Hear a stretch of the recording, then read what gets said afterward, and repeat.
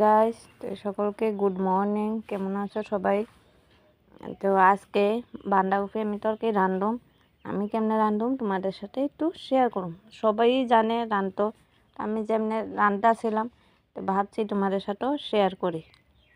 তো বাঁধাকপির লগে মটরশুঁটি আর গাজর দিয়া একটু ফাপ দিয়া দিছি, আর আলু দিয়ে আলাদা কুটি কাটটা, তারপর একটু লাল লাল হলুদ দিয়ে ভাজা নিমো। ভাজা বাঁধাকপির লগে দিয়া দিছি, মানে সম্বাস দিয়া দিমু। আমি যেভাবে রান্না করি এভাবে তোমাদের সাথে শেয়ার করতেছি। পাঁচফোড়ন দিয়া দিছি প্রথমে, এরপরে কাঁচা লঙ্কা আদা পেস্ট করে নিয়ে দিছি। বাঁধাকপি দিয়া স্বাদ মতন নুন, তারপরে হলুদ, একটু জিরার গুঁড়া দিয়া দিছি।